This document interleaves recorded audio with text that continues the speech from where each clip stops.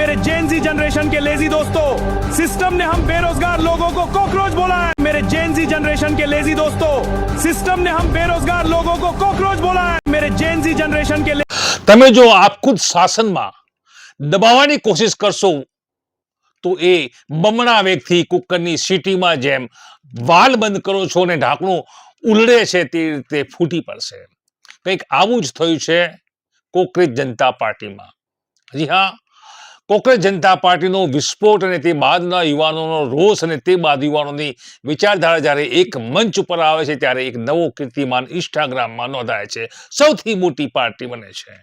અને આવું જ કહ્યું છે યોગેન્દ્ર યાદવ, રાજકીય વિશ્લેષક. તેઓ કહી રહ્યા છે કે આ ખુદ શાહી શાસનોને સૌથી વધુ ડર છે, મજાકનો લાગે છે. કંઈક છે જે થવા માટે તલપાપડ છે. જમીનની નીચે કંઈક છે જે હલી રહ્યું છે. એ શું અભિવ્યક્તિ લેશે એ હજુ આપણે નથી જાણતા, પરંતુ મને એટલું જરૂર અનુભવાય છે કે તેને બંધ કરીને સરકારે મોટી ભૂલ કરી છે તેવું રાજકીય વિશ્લેષક એવા યોગેન્દ્ર યાદવનું કહેવું છે કોકરેજ જનતા પાર્ટીના વિષયમાં. નમસ્કાર, હું છું ધનેશ પરમાર અને આપ જોઈ રહ્યા છો ટુડે ગુજરાતી ન્યૂઝ. તો કોકરેજ જનતા પાર્ટીના ફોલોવર વધી રહ્યા છે ત્યારે હવે તેના વિરુદ્ધમાં પણ અવાજ ઉઠવા પામી રહ્યા છે. સોશિયલ મીડિયા પર ભારે ચર્ચા જગાવનાર કોકરેજ જનતા પાર્ટી એટલે કે CJP કેમ્પેન હવે દેશના રાજકારણમાં એક મોટો વિવાદ બની ગયું છે. ભારતીય જનતા પાર્ટીએ આ વિજ્ઞાત્મક સોશિયલ મીડિયા અભિયાનને ભારતને અસ્થિર કરવા માટે ક્રોસ બોર્ડર ઇન્ફ્લુઅન્સ ઓપરેશન ગણાવ્યું છે.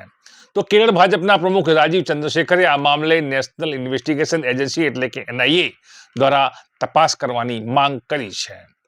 ભાજપના નેતાએ કરેલા જે દાવા છે તો એ તો કોકરેજ જનતા પાર્ટી નામના ઇન્સ્ટાગ્રામ પેજ પર 2.19 કરોડથી વધુ ફોલોઅર્સ થઈ ચૂક્યા છે. PM નરેન્દ્ર મોદીની સરકારને ભારતની પ્રગતિને રોકવા માટે એક આયોજિત ટૂલ છે જેમાં દેશના વિપક્ષી નેતાઓ પણ સામેલ છે. આર્ટિફિશિયલ ઇન્ટેલિજન્સનો દુરુપયોગ કરીને સોશિયલ મીડિયા બોટ્સ અને AIના હથિયાર તરીકે ઉપયોગ કરીને નકલી નેરેટિવ ઊભું કરાઈ રહ્યું હોવાનો પણ દાવો આ નેતાએ કર્યો છે.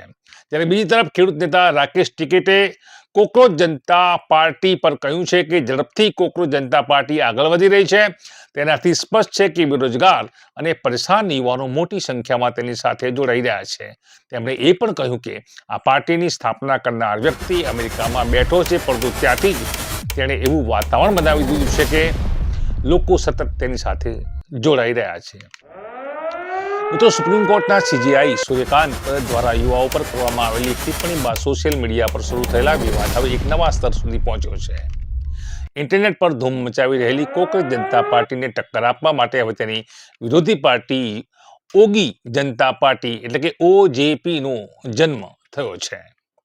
જાણીતા cartoon series Oggy and the cockroach પરથી પ્રેરણા લઈને બનેલી આ OJPએ હવે સોશિયલ મીડિયા પર CJP સામે મોરચો ખોલ્યો છે. ઉલ્લેખનીય છે કે કોકરેજ જનતા પાર્ટીએ છેલ્લા 3 દિવસમાં ઇન્સ્ટાગ્રામ પર ભાજપ અને કોંગ્રેસ જેવા પક્ષોને પણ પાછળ છોડીને ભારે લોકપ્રિયતા મેળવી છે. જોકે ભારતમાં તેનું એક્સ હેન્ડલ બંધ કરી દેવામાં આવ્યું હતું. મિત્રો, આપણે જણાવી દઈએ કે ઓગી જનતા પાર્ટી એટલે કે OJP જે છે તે મેદાનમાં આવતાની સાથે તેણે CJPના ફાઉન્ડર અજિત દીપકે પર આકરા પ્રહારો શરૂ કર્યા છે. OJPએ સવાલ ઉઠાવ્યો છે કે CJPના ફાઉન્ડરનો આમ આદમી પાર્ટી સાથે શું સંબંધ છે. OJPએ પુરાવા તરીકે વર્ષ 2024ની એક પોસ્ટ શેર કરી છે જેમાં અભિજીત દીપકે બોસ્ટન જતા પહેલા મનીષ સિસોદિયાનો આભાર પણ માન્યો હતો. તો પોસ્ટમાં દીપકે લખ્યું હતું કે તમારી સાથે કામ કરવાની તક મળવા બદલ હું આભારી છું. હવે હું તમારા માર્ગદર્શન હેઠળ બોસ્ટન જઈ રહ્યો છું. અંતર વધવાથી આ પ્રત્યેની મારી પ્રતિબદ્ધતા ક્યારેય ઓછી નહીં થાય. આ પોસ્ટને આગળ ધરીને OJP હવે CJPને ઘેરી રહ્યું છે. તો ભારતના રાજકારણમાં એક અસાધારણ પ્રતીક મળ્યું છે. કોકરોચ ગયા અઠવાડિયે ભારતના ચીફ જસ્ટિસ સૂર્યકાંતે કરેલી ટિપ્પણીને પગલે કોકરેજ અચાનક સમાચારોમાં ચમકી ગયું છે. એક સુનાવણી દરમિયાન ચીફ જસ્ટિસે પત્રકારો અને એક્ટિવિસ્ટ તરફ વળી રહેલા જે એક્ટિવિઝમ છે તેની તરફ વળી રહેલા બેરોજગાર યુવાનોની સરખામણી કોકરેજ અને પેરાસાઇટ્સ સાથે કરી હતી. જોકે પછીથી તેમણે એવી સ્પષ્ટતા પણ કરી કે તેમનો ઈરાદો નકલી અને બોગસ ડિગ્રી ધરાવતા લોકો તરફ હતો. જોકે ત્યાં સુધીમાં આગ લાગી ચૂકી હતી. ભારતના યુવાનો તરફ નહીં, પરંતુ ત્યાં સુધીમાં તો આ ટિપ્પણી સોશિયલ મીડિયા પર પણ વ્યાપક રીતે ફેલાઈ હતી, જેને કારણે લોકોમાં આક્રોશ અને રમૂજી ફેલાયા હતા અને એક રમૂજી રાજકીય વિચાર એવી કોકરેજ જનતા પાર્ટીનો જન્મ થયો હતો. સીજેપી એ કોઈ સત્તાવાર રાજકીય પક્ષ નથી, બલકે રાજકીય કટાક્ષ ઉપર આધારિત એક ઓનલાઈન ચળવળ છે. આપણે જણાવી દઈએ કે તેના સભ્ય બનવા માટેના માપદંડમાં બેરોજગાર હોવું, આળસુ હોવું, હંમેશા ઓનલાઈન રહેવું, વ્યાવસાયિક રીતે બળાપો ઠાલવાની ક્ષમતા તમારામાં હોવી જોઈએ. આ ક્ષમતા તમે ધરાવો છો તો તમે કોકરોચ જનતા પાર્ટીના સભ્ય બની શકો છો. ઇન્સ્ટાગ્રામ પર 5 જ દિવસમાં તેના 1,70,00,000 કરતાં વધારે ફોલોઅર્સ થયા છે. આ એકાઉન્ટ રાજકીય કોમ્યુનિકેશન સ્ટ્રેટેજિસ્ટ છે અને બોસ્ટન યુનિવર્સિટીના વિદ્યાર્થી અભિજીત દીપક દ્વારા બનાવવામાં આવ્યું. તો અભિજીત કહે છે કે આ વિચાર એક મજાક સ્વરૂપે આવ્યો હતો, પણ રાજકીય વિશ્લેષક યોગેન્દ્ર યાદવને નથી લાગતું કે આ કેવળ એક મજાક હતો. યોગેન્દ્ર યાદવ કહે છે કે આ કોકરોચ જનતા પાર્ટી સોશિયલ મીડિયા પર એક મીમ તરીકે શરૂ થઈ હતી, પણ તે કેવળ એક જોક કે ગુસ્સો નથી. દેશની અંદર ગણગણાટ અને અશાંતિ વ્યાપેલા છે, કારણ કે સિસ્ટમ સ્થાપિત માર્ગો અને દરવાજા બંધ થઈ ગયા છે. એક જોક અથવા તો મજાક હંમેશા કોઈ ઊંડી પીડા સાથે જોડાયેલી હોય છે. સરકાર દ્વારા તેના પર પ્રતિબંધ મૂકવો એ ગંભીર પરિવર્તનની શરૂઆત હોઈ શકે છે. તેઓ આગળ પણ કહે છે કે જ્યારે પણ કોઈ સરકારી સંસ્થાઓ પર નિયંત્રણ મેળવીને પોતાની નિરંકુશ સત્તા સ્થાપિત કરે છે, ત્યારે અનઅપેક્ષિત જગ્યાએથી બળવાનો ઉદય થાય છે. તેઓએ એ પણ કહ્યું હતું કે 1971માં ઇન્દિરા ગાંધીની પ્રચંડ જીત પછી 1974માં જયપ્રકાશ આંદોલન છેડાયું હતું. તો 1980માં રાજીવ ગાંધીની અપાર બહુમતી પછી 1983માં અસમ આંદોલને માથું ઊંચક્યું હતું. 2009ના વિજય બાદ 2011માં અન્ના હજારેનું આંદોલન પણ છેડાયું હતું અને 2019ની ચૂંટણીમાં વિજયના 2 વર્ષ પછી ખેડૂતોનું આંદોલન પણ શરૂ થયું હતું. જ્યારે સિસ્ટમના રસ્તા બંધ થાય છે, ત્યારે પ્રજા આ રીતે નવો માર્ગ શોધી કાઢે છે. સીજેપીના ભૂતપૂર્વ ટ્વિટર હેન્ડલ પર મુકાયેલા પ્રતિબંધ વિશે યોગેન્દ્ર યાદવે કહ્યું છે કે સરમુખત્યારશાહી સૌથી વધુ મજાકથી ડરે છે. સરકાર સાવ સાદી મજાક સહન નથી કરી શકતી, તે સ્વયં એક મજાક બનીને રહી જતી હોય છે. જો પ્રતિબંધ લાગુ કરવામાં ન આવ્યો હોત તો આ આક્રોશ ઠંડો પણ પડી ગયો હોત, પણ હવે તે ઘણો આગળ વધી ગયો છે. યોગેન્દ્ર યાદવનું માનવું છે કે વિરોધ પક્ષ માટે આ એક ચેતવણીનું સંકેત પણ છે. મોટી સંખ્યામાં યુવાનો મીમ એકાઉન્ટ સાથે જોડાઈ રહ્યા છે. તે દર્શાવે છે કે વિપક્ષ જનતાને આકર્ષક વિકલ્પ પૂરો પાડવામાં સદંતર નિષ્ફળ ગયો છે. સાથે જ તેઓ એમ પણ કહે છે કે વિરોધ પક્ષના નેતાઓએ સમજવું જોઈએ કે યુવાનો પોતાની મેળે તેમની પાસે નહીં આવે, બલકે તેમણે યુવાનો સુધી પહોંચવું પડશે. પરંતુ કેટલીક વખત લોકો તેમને રોજ સોશિયલ મીડિયા મારફત જરૂર ઠાલવતા હોય છે, પણ નક્કર સ્તર પર કશું થતું નથી. શું આ એવો જ રોષ છે અને એક વખત આ રોષ ઠંડો પડી જાય તો પછી શું બધું ફરી પાછું સામાન્ય થઈ જશે? આ સવાલના જવાબમાં યોગેન્દ્ર યાદવ કહે છે કે જો તેના પર પ્રતિબંધ ન મુકાયો હોત તો આ સાચું હોઈ શકે છે. લોકોનો ક્રોધ વ્યક્ત થઈ ગયો હોત અને વાત એટલેથી જ અટકી ગઈ હોત. પરંતુ જ્યારે તમને તમારા ગુસ્સો વ્યક્ત કરતા રોકવામાં આવે છે, જ્યારે તમને કહેવામાં આવે છે કે તમે ટ્વિટર પરની મજાકનો ભાગ નહીં બની શકો, તેનો અર્થ એ છે કે મામલો ગંભીર છે.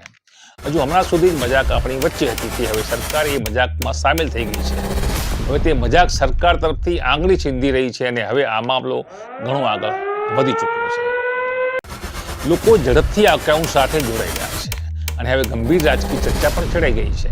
આ સ્થિતિ આગળ કઈ દિશા તરફ જતી જણાય છે. હવે આવતા અઠવાડિયે શું થશે તે પ્રશ્નો પર ચર્ચા બન્યા છે. જોકે યોગેન્દ્ર યાદવ જે રાજકીય વિશ્લેષક છે, તેઓનું કહેવું છે કે સૌથી પહેલા તે વાત આવશે કે આ પ્રતિબંધ હટાવી દેવો જોઈએ.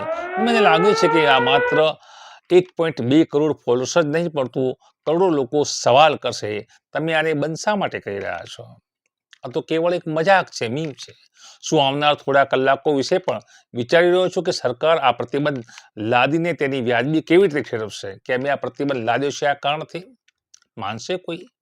કશુંક બહાર આવવા ઝંખી રહ્યું છે. જમીનની અંદર કંઈક હલચલ થઈ રહી છે. આપણે હજી નથી જાણતા કે તે અભિવ્યક્તિ કરવા માટે કયો માર્ગ અપનાવશે, પણ મને એવું તો ચોક્કસ લાગે છે કે તેને બંધ કરીને સરકારે મોટી મુસીબત વહોરી લીધી છે. જે મામલો માત્ર મજાકથી અટકી ગયો હોત, તે હવે મોટી દિશા તરફ આગળ વધી શકે છે. જોકે આ વિશે ઘણા મીમ્સ બનાવવા રહ્યા છે. શું મીમ્સ હવે ચૂંટણી ધંધેરાનું સ્થાન લઈ રહ્યો છે કે પછી આ મીમ્સ સ્વયં જ આજના યુવાનો માટે ચૂંટણી ધંધેરો બની જશે? આ વિષય યોગેન્દ્ર યાદવનું માનવું છે કે બદલાતા સમયની આ નવી ભાષા છે. તેઓ જણાવે છે કે મારા સમયમાં લોકો ચૂંટણી ઢંઢેરો વાંચતા હતા, વર્તમાન સમયમાં લોકો યુટ્યુબ જુએ છે. અગાઉ લોકો પોસ્ટર પણ બનાવતા હતા, આજે તેઓ મીમ્સ બનાવે છે. આમ આપણે દરેક પેઢીનું નવું વ્યાકરણ શીખવું પડશે. આ કટાક્ષની પાછળ એક ઊંડો રાજકીય સંદેશો છુપાયેલો છે. અને જો શાસક અને વિપક્ષ બંને તેમાંથી શીખશે નહીં તો તેઓ જમીન ગુમાવી દેશે તેવું યોગેન્દ્ર યાદવનું માનવું છે. જો ભારત ઘણા યુવાનો સ્વયંની સરખામણી કોકરોચ સાથે કરી રહ્યા હોય તો શું તે ફક્ત ક્રોધની અભિવ્યક્તિ છે કે પછી તે ભારતની લોકશાહી વ્યવસ્થા પ્રત્યેની ઘોર નિરાશા વ્યક્ત કરે છે? હા, નિરાશા અને હતાશા ચોક્કસ છે, પણ આ ક્રોધ સાથે આશા, એક આકાંક્ષા જોડાયેલી છે. તમે આને કેવળ નકારાત્મક અભિવ્યક્તિ તરીકે ન જોઈ શકો. કોકરોચની પાછળ છુપાયેલી આકાંક્ષાને જુઓ. કોઈ આવે અને તેમનો હાથ પકડે તેવી આશા, તે આશા તરફ તમે જુઓ. આવું કેવું છે યોગેન્દ્ર યાદવ. ત્યારે કોકરોચ જે જનતા પાર્ટી છે તેનું જે કદ વધી રહ્યું છે સોશિયલ મીડિયામાં, તે જોતા આવનાર દિવસોમાં અનેક નવા રાજકીય સમીકરણો બદલાશે. અનેક લોકો જોડાઈ રહ્યા છે, ક્યાંક ધારાસભ્યો જોડાઈ રહ્યા છે તો ક્યાંક સાંસદો ટેકો આપી રહ્યા છે. ખેડૂત નેતા રાકેશ ટીકર જે છે તેઓ પણ સમર્થનમાં ક્યાંક જોડાઈ રહ્યા છે. તો હવે કોકરોચ જનતા પાર્ટીની વિરોધમાં પણ ક્યાંક નાના મોટા આ પ્રકારના સોશિયલ મીડિયામાં પક્ષો બની રહ્યા છે. ત્યારે આવનાર સમયમાં સોશિયલ મીડિયામાં યુદ્ધ જેવી સ્થિતિ તમને જોવા મળે તો નવાઈ પામતા નહીં. જોતા રહો ટુડે ગુજરાતી ન્યૂઝ.